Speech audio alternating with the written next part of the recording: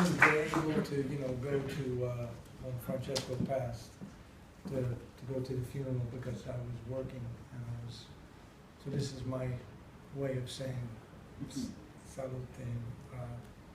It's not easy to talk about him because I was we had a very close relationship.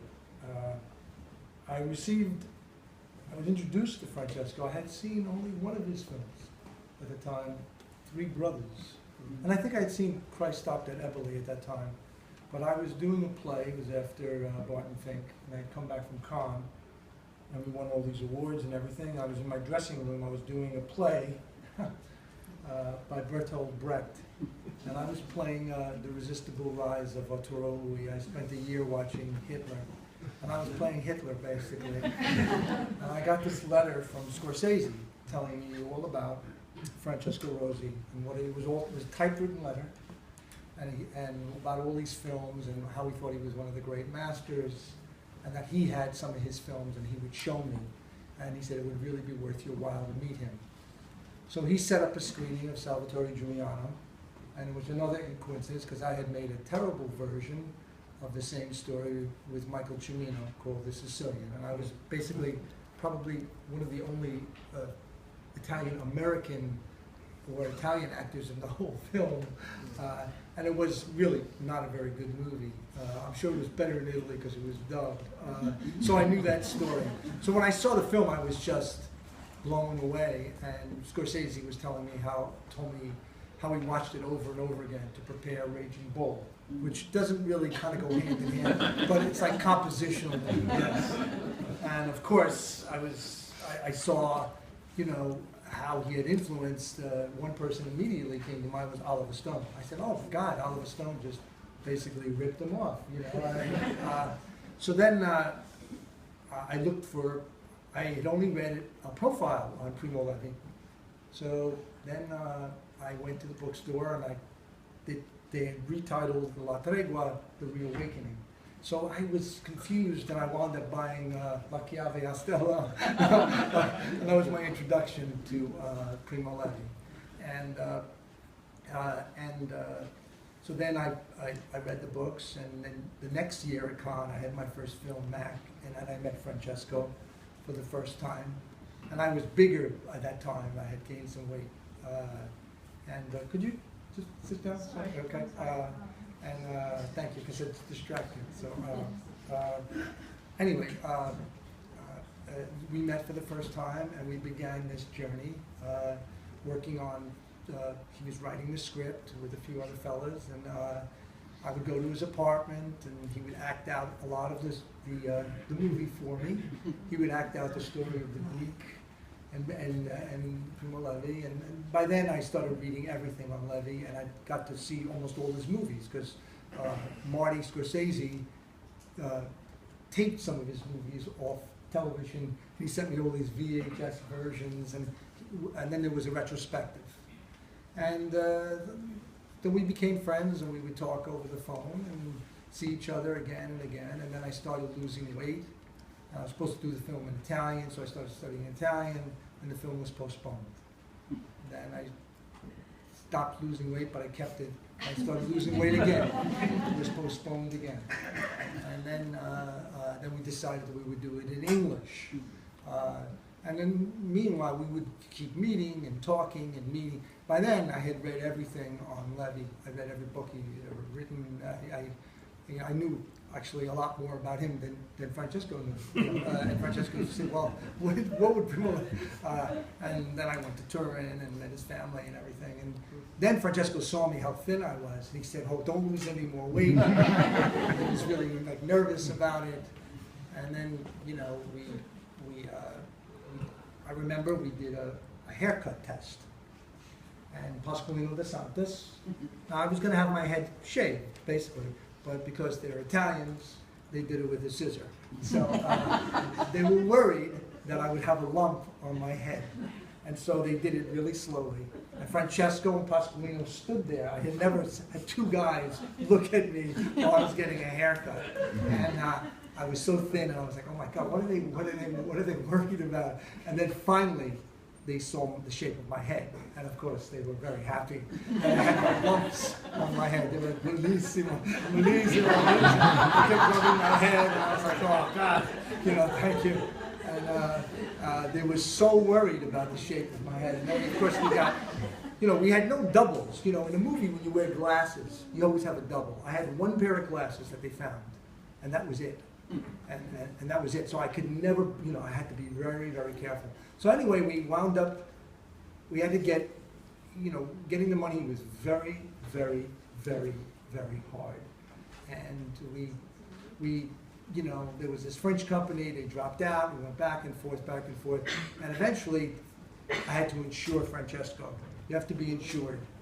He was in the 70s, and they needed a person to co-sign for his insurance. So I asked them about all these other living directors in Italy, and I said, you know, who do you want to sign in case you get sick? And many people were, you know, I don't want to name names, but they were willing to do it for him.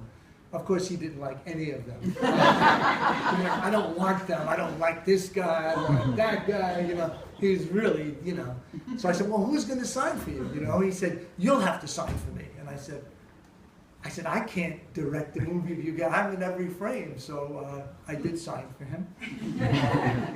We finally got the money. We went.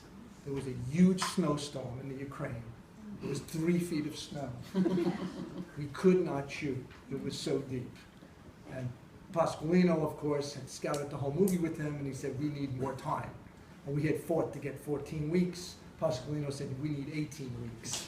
And we were like, hey, we don't have the money for it. We couldn't shoot. They brought the bond company. The guy from the bond company knew them. And Francesco and Pasqualino were very nasty to the guy from the bond company. Anyway, I told Francesco, I said, we have to shoot something because they'll stop the movie. And he said, I don't think they will. I said, okay, fine. So we did shoot some things. And then we lost all the snow.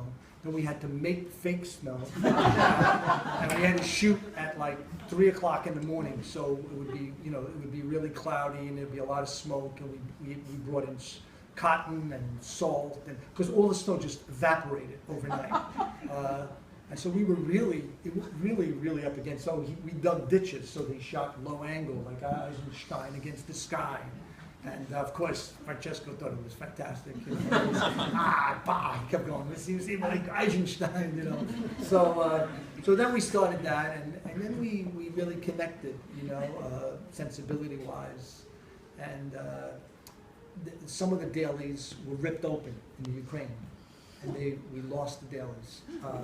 And then we had to reshoot some stuff, and it wasn't as good actually. It was one of the best things I had done so far. Oh. And then you know, I remember one day the Russians came and they were trying to steal shots, and I wanted to know what I was looking at. Was I looking at, you know, the Russian guys, or was I looking at all the army coming afterwards? Because I wanted to be specific about it. And I was really, really thin, and I hadn't really eaten enough that day.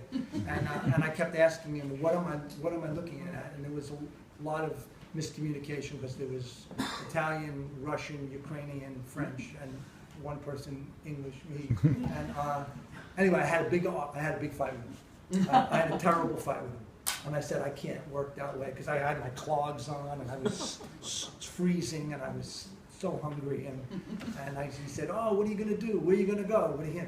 And I walked off, and I was really angry. And then Carolina came in, and I felt really bad, and I wrote him a letter saying, I'm really sorry. I had low blood sugar. I'm so sorry.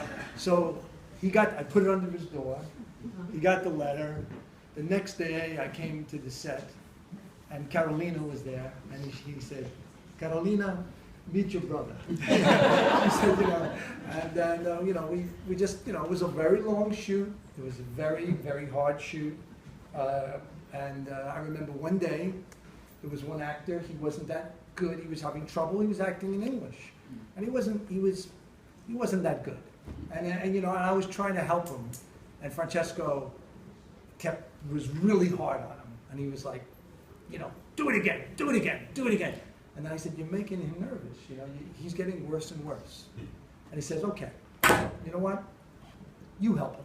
He said, but after we do the take, I'm going to tell you my theory. So I said, okay. So I tried to help the guy to relax, and the guy got a little better. Not that much better. When the take was over, he said, come over here.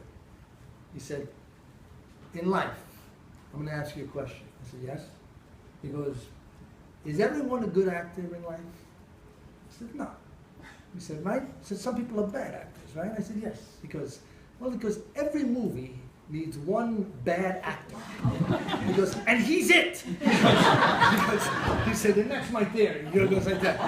And then, he was very, sometimes when I had to do like these delicate scenes with this Russian actress, and he thought she was pretty, and he tried to show her how to eat a strawberry, I remember. And she was good, but then he said, let me show you how to do it. And he took the thing, and I said, well, okay, let's do the scene together, me and you, John. And I was like, okay, am I primo? He said, yes, because I'll be the girl. And then he did it with his very full Neapolitan lips that he had, And he was very sexy, I should have said. And he said, to the girl, when it was over, because she's good. He goes, but she's not sexy.